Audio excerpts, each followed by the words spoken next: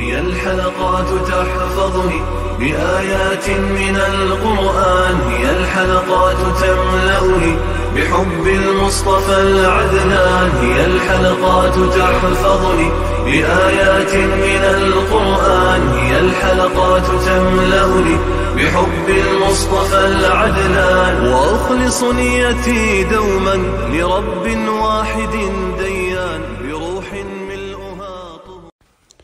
Sure Beyyine tefsiri 1. ayetten başlayıp okuyumuz inşallah. Bismillah, elhamdülillah, ve salatu ve selamu ala Resulillah. Esselamu aleyküm ve rahmetullahi ve berekatuhu. Tövende dehtanlığa İbn Kathir rahimullah'ın Kur'an-ı Kerim tefsiri Uygurca tercümesi Beyyine suresi 1. ayetinden başlayıp okuyumuz inşallah. Euzubillahimineşşeytanirracim. Sure Beyyine Mekke'de nazil boğan 8 ayet. Peygamber aleyhisselamның bu sureni Ubey ibn Ka'bga o'qib berganligi to'g'risida. İmam Ahmad Anas ibn Malikning mundaq deganligini rivoyat qiladi. Peygamber aleyhisselam Ubey ibn Ka'bga Allah Teala meni sana Sure Beyyineni o'qib berishimni buyurdi dedi. Ubey ibn Ka'b Allah Teala mening ismimni atadı mı dedi. Peygamber aleyhisselam ona ha degan javob berganda Ubey yig'lab ketdi. Bu hadisni İmam Buxoriy, Muslim, Tirmizi ve Nesai qatorliqlar rivoyat qilgan. Bismillahirrahmanirrahim. Nihoyatda shafqatlik ve mehribon Allohning ismi bilan boshlayman. Ahli kitaptan, yani Yahudiler ve Nasaralardan kafir bo'lganlar ve müşriklar özleriga ro'shan dalil kelganga qadar kufrdan ayrilguchi bo'lmadi. U ro'shan dalil pak sahiflarni tilovat qilib turadigan Allah tarafidan kelgan payg'ambardir. U sahifalar to'g'ri ahkomlarni o'z ichiga olgan. Kitap berilganlar, yani Yahudiler ve Nasaralar faqat özleriga ro'shan dalil kelgandan keyinla ixtilof qilishdi. Ular faqat ibodatni Allohga xolis qilgan, haq diniga e'tiqod qilgan holda yolg'iz Allohga ibodat qilishga buyurildi. Namozni ado qilishga, zakotni berishga buyurildi. Ana shular, yani ibodat, ixlos, namoz, zakotlar to'g'ri dindir. Müşriklar ve ahli kitaptan bo'lgan kafirlarning ahvoli to'g'risida. Ahli kitaplar Yahudi ve Hristiyanlardır. Müşriklar bo'lsa Arab ve başka milletlerden bo'lgan ot ve butlarga cho'qinuvchilardir.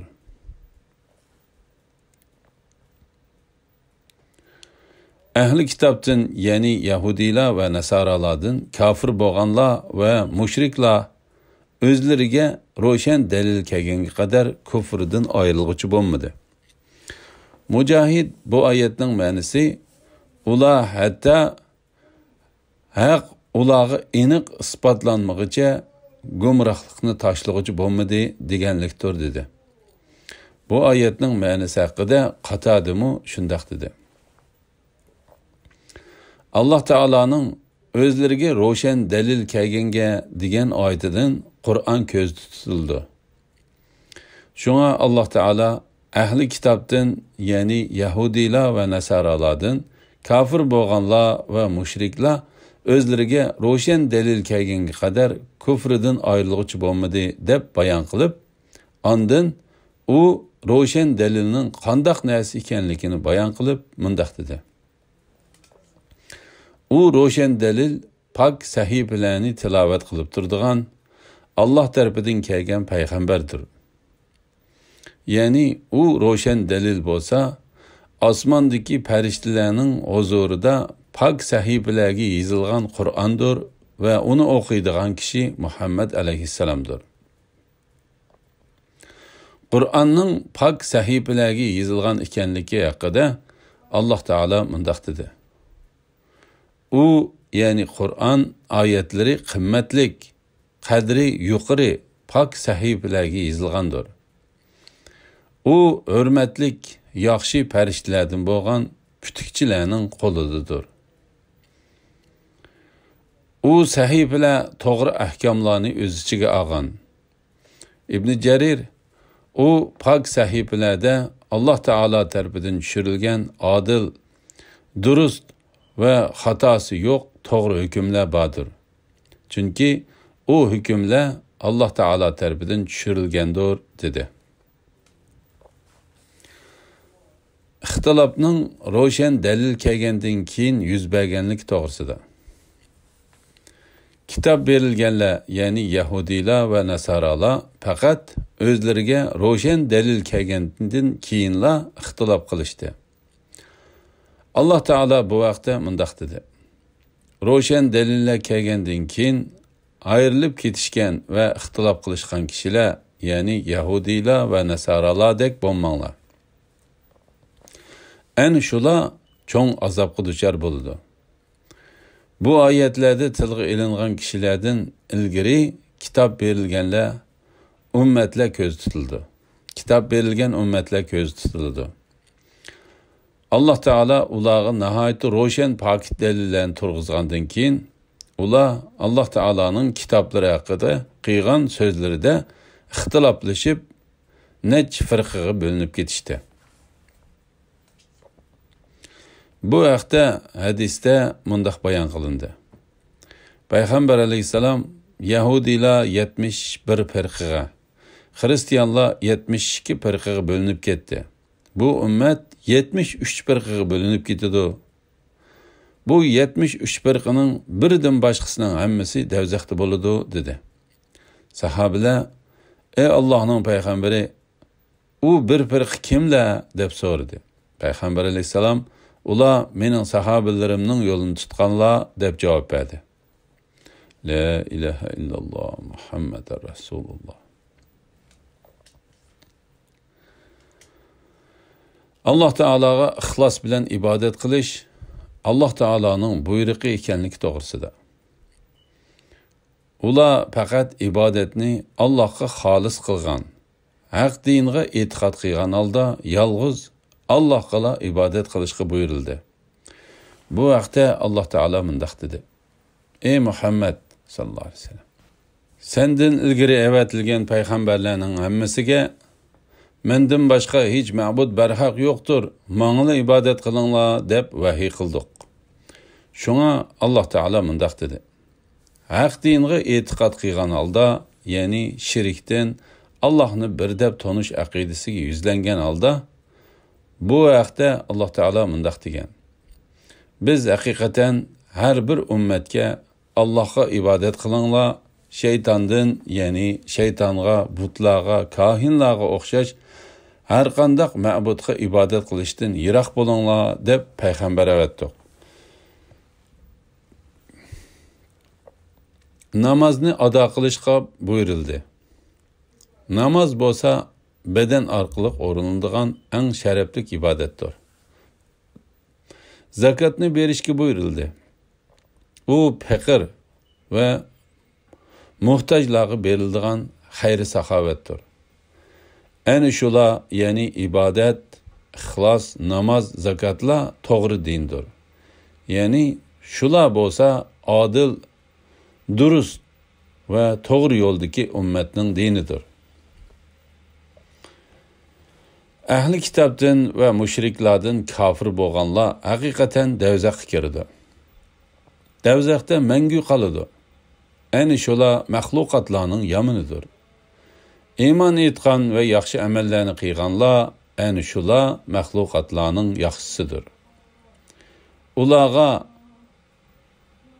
Rabbining dargohida beriladigan mukofot ularning turar joyi bo'lgan ostidan o'stanglar eqib turadigan cennetlerdir ki, ular cennetlerde mengü kalıdı. Allah ulardan razı boludu.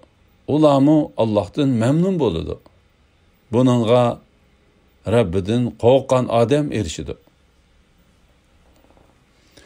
Məxluqatlarning eng yaxshisi va eng yomoni ham ularga beriladigan jazo va mukofot to'g'risida.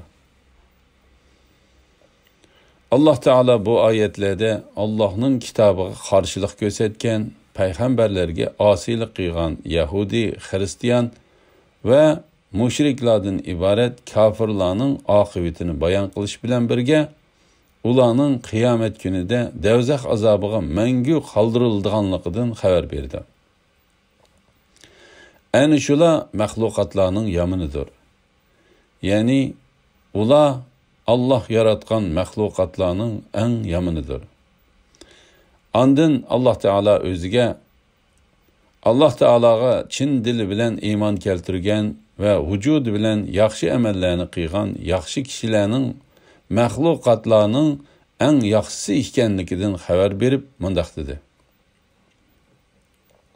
Iymon etgan va yaxshi amallarni qilganlar ana shular maxluqotlarning yaxshisidir. Abu Hurayra ve bir türküm olimlar bu ayet bilen mümin kişilerinin periştilerden afzal ekanligiga delil pakit keltirdi. Çünkü bu ayette Allah Teala en şula mahlukatlarının yaxşısıdır dedi. Ulağa Rabbinin dergahida berilgan mukafat ularning turar joyi bo'lgan, ostidan o'stanlar eqib turadigan jannatlardir ki, ular jannatlarda mangu qoladi. Yani ularning mukofoti uchun qiyomat kuni jannat beriladi. Ular jannatda mangu qoladi. Allah ulardan rozi bo'ladi. Ularmu Allohdan memnun bo'ladi. Ularga bo'ladigan Allah'ның razılığı bolsa, ularga berilgan tügüməz ne'matlardanmı yaxşıdır. Ularmu Allah'tan memnun boludu. Yani ular Allah Teala'nın ularga bergen in'amlarından ve izzetlerden xursand boludu. Bununla Rabbidan qo'rqqan odam erishidi.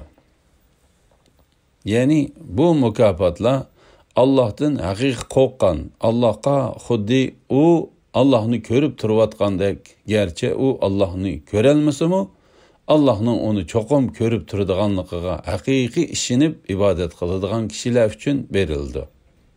La ilaha illalloh Muhammadur Rasululloh. İmam Ahmad Abu Hurayraning mundaq deganligini rivoyat qildi. Payg'ambar alayhissalom sizlarga maxluqotlarning eng yaxshisini deb beraymi dedi. Sahobalar, ey Allohning payg'ambari, shunday qil dedi. Payg'ambar alayhissalom u Alloh taolaning yo'lida bir otni tayyorlagan, qachonki jangga otlanishga chaqirgan ovoz chiqqan hamon otga minib otlangan odamdir. Sizlarga yaxshilikda uningdan bir daraja to'van turadigan kishidan xabar beraymi dedi. Sahobalar, ey Allohning payg'ambari, shunday qil dedi. Payg'ambar alayhissalom u ozg'ini qo'ylari bor bo'lib, ularni baqqach namoz o'qigan va zakot beradigan odamdir. Sizlarga maxluqotlarning eng yomonidan xabar beraymi dedi. Sahobalar, ey Allohning payg'ambari, shunday qil dedi. Payg'ambar alayhissalom u Allohning nomi bilan bir narsa so'ralgan bo'lsa-mu, o narsani bermagan odamdir dedi. La ilaha illalloh Muhammadur Rasululloh.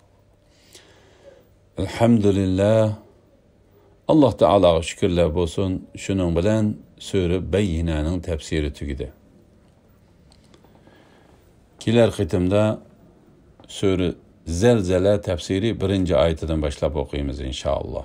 Va sallallohu ala Muhammad va ala alihi va sahbihi ajma'in. Esselamu aleyküm ve rahmetullahi ve berekatuhu.